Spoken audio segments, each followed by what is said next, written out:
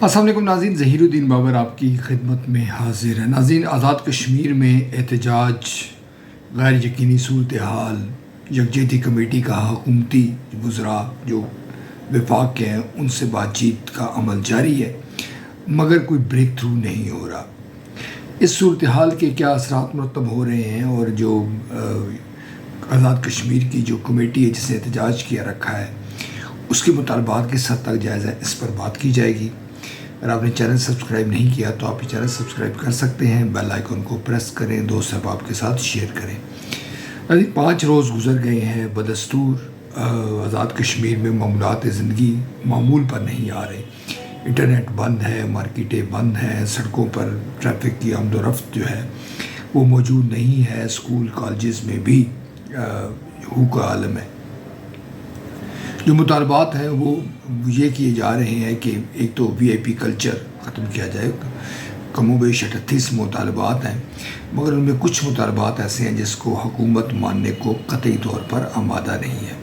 ایک مہاجروں کی نشستیں ہیں جو کہ پاکستان میں موجود ہیں، اس پر بھی کمپرومائز کرنے کی وفاقی حکومت آمادہ نہیں ہے، اور مختلف وزراء یہ کہہ رہے ہیں کہ یہ ایک آئینی مسئلہ ہے اور اس کو قانون سازی کے ذریعے حل کر سکتے ہیں، اور قانون سازی یقینی طور پر جو آزاد کشمیر کی پارلیمنٹ ہے، جو اسمبلی ہے، وہ کرے گی۔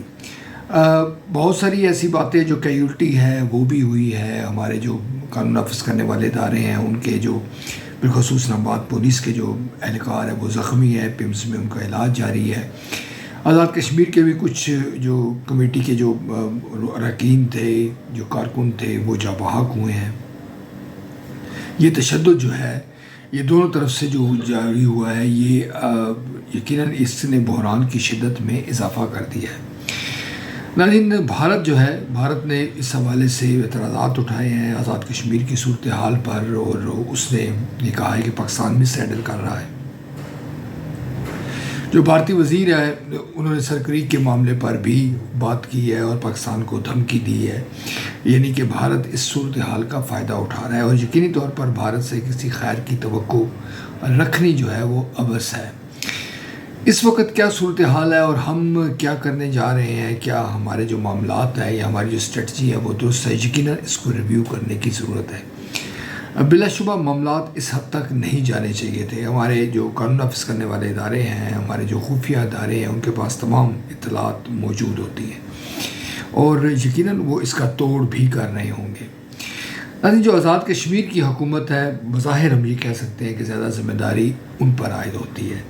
وہ وہاں کی جو مقامی لوگ ہیں ان سے بات کریں، ان کے مسائل کو حل کرنے کی کوشش کریں، اور جیسے میں نے ذکر کیا کہ کہیں کوئی کمی ہے، کوئی کوتاہی ہے، اگر وی آئی پی کلچر، اگر آزاد کشمیر کے لوگوں کو بنیادی مسائل ان کے حل نہیں ہو رہے، تو یقینی طور پر جو وہاں کی جو حکومت ہے، جہاں ان کے جو وزیر اعظم ہے، جو ان کے وزراء ہیں، ان کو اپنا جو لیونگ سٹائل ہے، پروٹوکول کے سٹائل میں تبدیلی کرنی چاہیے۔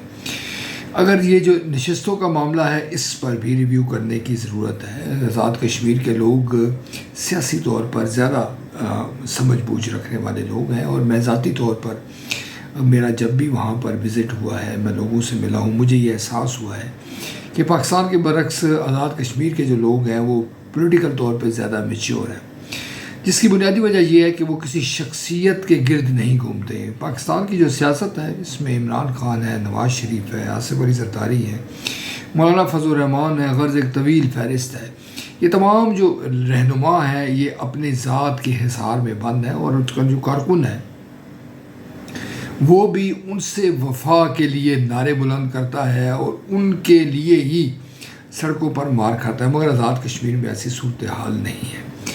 ناظرین، یہ جو معاملہ ہے اس کا کوئی پرماننٹ حل ہونا چاہیے، وفاقی حکومت اس پر سوچ و بچار کرے، اور جیسے میں نے ذکر کیا کہ آزاد کشمیر کی حکومت کا زیادہ سٹیک ہے، اس کو زیادہ بہتر انداز میں کرنا چاہیے۔ یہ بات طے ہے، اس میں کوئی ابہام کی بات نہیں ہے کہ آزاد کشمیر میں بنیادی ضروریات نہیں ہیں، کوئی بڑا ہاسپٹل نہیں ہے، لوگ جو ہے وہ بیمار ہو کے پمز میں آتے ہیں، یعنی اسلام آباد میں آتے ہیں، وہاں پہ کوئی ایسی بڑی یونیورسٹی موجود نہیں ہے، انفراسٹرکچر بہتر نہیں ہے، بہت سارے معاملات ہیں جو کہ اگر آپ تنقیدی نگاہ سے دیکھیں تو آپ کو نظر آئیں گے۔ مقبوضہ کشمیر کی جو صورتحال ہے وہاں پر جو انفراسٹرکچر ہے وہ بہت بہتر ہے کچھ لوگوں کے نزدیک، وہاں پر نریندر مودی نے کام بھی کروایا ہے، مگر ہمارے ہاں جو صورتحال ہے وہ تسلی بخش نہیں ہے۔ اس تقابل کو نہیں ہونا چاہیے۔ اگر ہم آزاد کشمیر کو بیس کیمپ کہتے ہیں تو یقینی طور پر یہاں صورتحال کو بہتر بنانے کی ضرورت ہے۔ اپنے لوگ ہیں ہمارے جہاں کہیں بھی ہیں، جو بھی احتجاج کر رہے ہیں، پرامن احتجاج ہر شخص کا حق ہے۔ مظاہرین کی بھی ذمہ داری ہے کہ وہ قانون کو اپنے ہاتھ میں نہ لیں اور ممکن حد تک بات چیت کے ذریعے بتدریج یعنی مرحلہ وار مسائل کو حل کرنے کی کوشش کریں۔ آج کے لیے اتنا ہی، مزید نئی ویلا کے ساتھ آپ کی خدمت دوبارہ حاضر ہوں گے۔ اس وقت تک اللہ نگہبان۔